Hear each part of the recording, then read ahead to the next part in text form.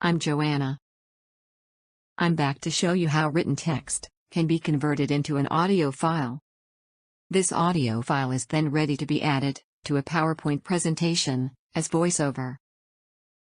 The result is what you're hearing here. I am, of course, a synthesized voice.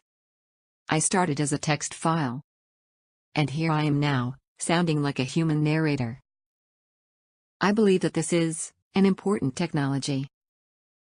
You need to be able to change text files into audio files. These audio files let you create narrated modules.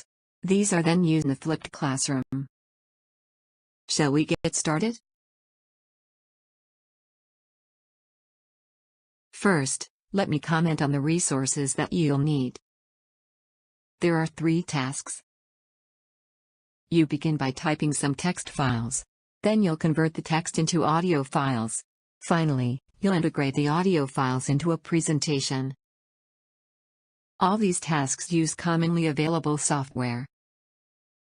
The first step uses a simple editor, like Google Docs, to make the text files. This is an online web service. The next step converts a text file into an audio file. This audio conversion uses an Amazon Web Service. It is also an online web service. Both of these services, Google Docs and Amazon Web Service, are used with a web browser. That means that you don't need any special software on your computer to do these tasks. Finally, you'll use Microsoft's PowerPoint to add the audio to each slide. I'm assuming that you already have PowerPoint, and that you're using it to create slides. I'll show you later how to add the audio voiceover.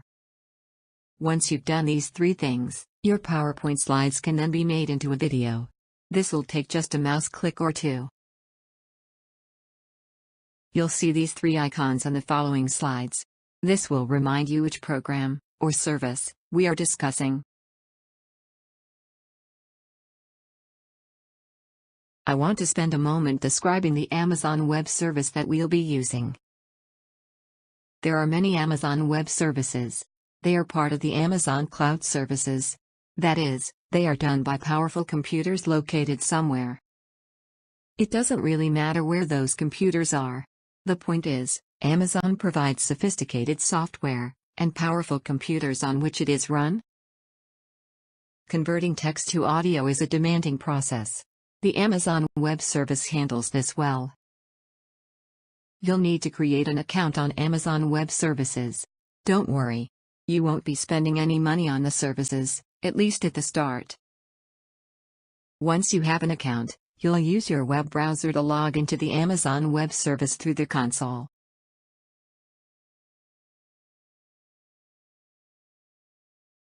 We use an Amazon Web Service called Polly.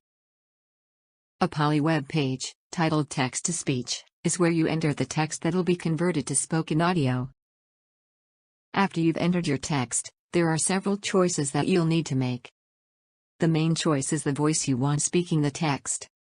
We'll deal with the details of this process in a minute. This looks quite simple. And, for the most part, the overall process is quite straightforward. Most of the work takes place behind the scenes on Amazon's computers.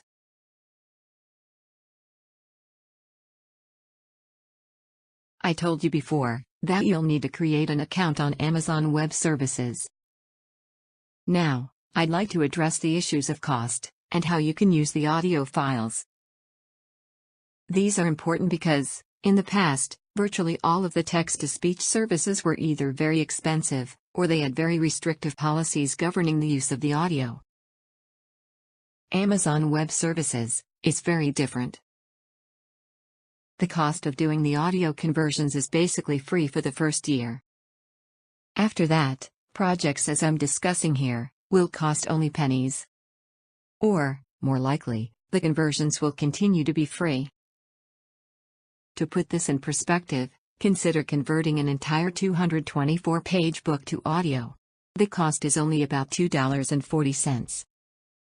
You'll never be converting that much text. It is equally important that Amazon lets you use your audio files in any way that you want.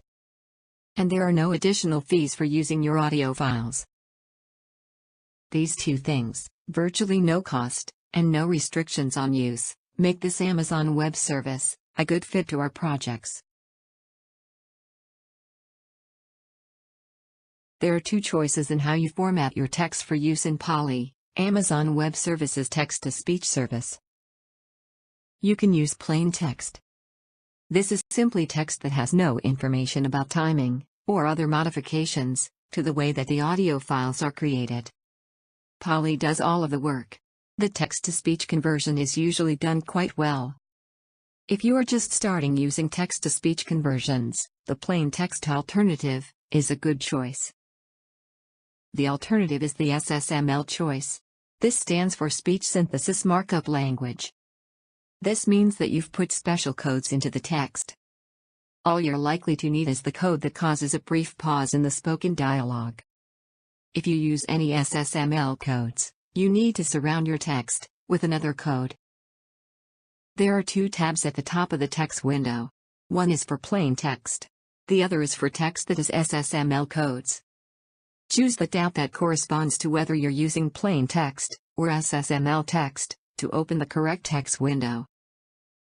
You're likely to want to move to using the simple SSML codes after you've gained a bit of experience. That is because even small changes in the timing can make the spoken words sound more natural.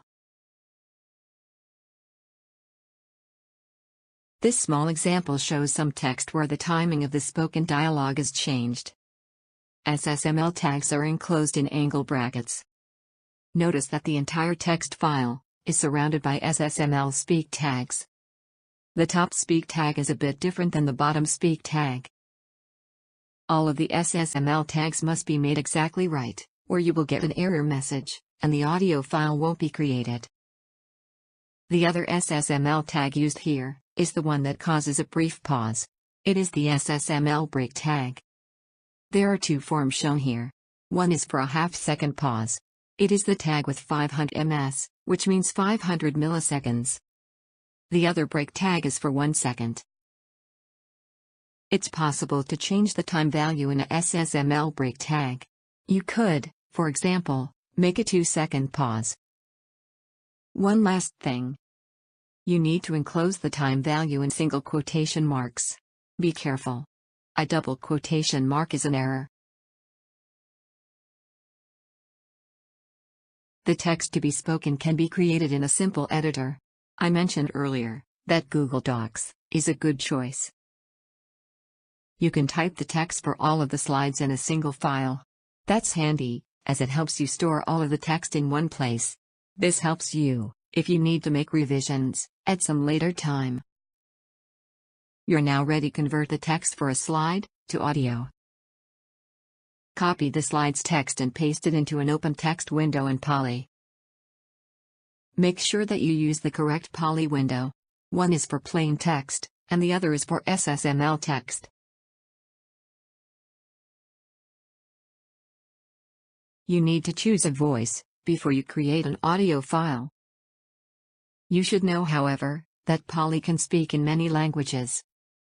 I'll assume that the language you'll be using is English.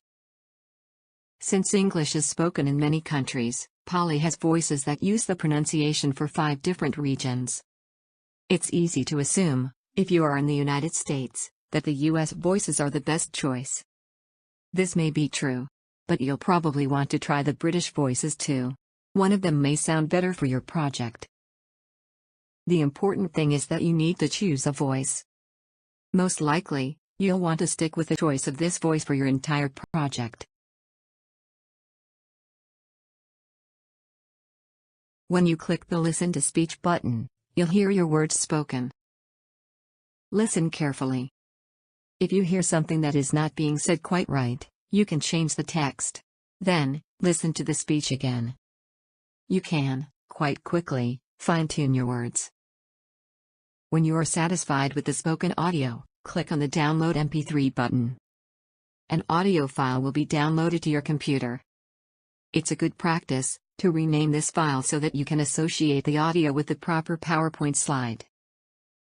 Go through all of your text, generating an audio file for each PowerPoint slide. You now have a set of audio files, one for each of your PowerPoint slides. What we're going to do here is link the audio files to the PowerPoint slides. We'll do this separately for each audio file. Inside PowerPoint, bring up a slide. Choose the Insert tab, the Media tab, and then the audio item on the drop-down menu. You'll get one more drop-down menu. This lets you choose a file from your computer. Click again to select the proper audio file. You'll need to do this for every slide in its audio file. That's it. A bunch of clicks.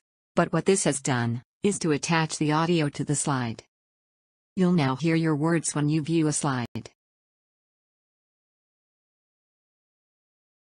Now we are going to work on the amount of time each PowerPoint slide is shown. The first thing to do is to find the length of each audio clip. You'll need this information to specify how long each PowerPoint slide needs to be shown. Right-click on the name of an audio file. Choose the Properties menu item. Then choose the Detail tab. Look for the length in the list of the file attributes. This is the value that you need. It's good to write these length values down in a list. The next thing to do is to add a length value to each PowerPoint slide. Go to a slide. Click on the Transitions tab. The Transitions menu will appear. Make sure that the On Mouse Click box is not checked. Then check the After box. Finally, you need to scroll to put an appropriate length value in the adjacent box. I suggest that you add 4 or 5 seconds to the length of the audio file, then you link to this slide. You'll need to do this for each PowerPoint slide. The last part of the audio linking uses the Animations tab. Clicking on the Animations tab brings up a side menu. Click on the name of the audio file to make sure that it is selected. Then go to the top of the screen. Make sure that the Start box shows, after previous. The duration box can be auto.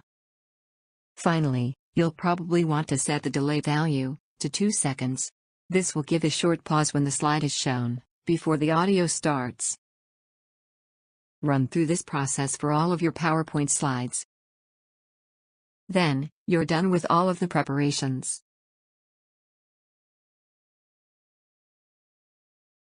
Your goal has been to create a video. This final step is where we make the video file.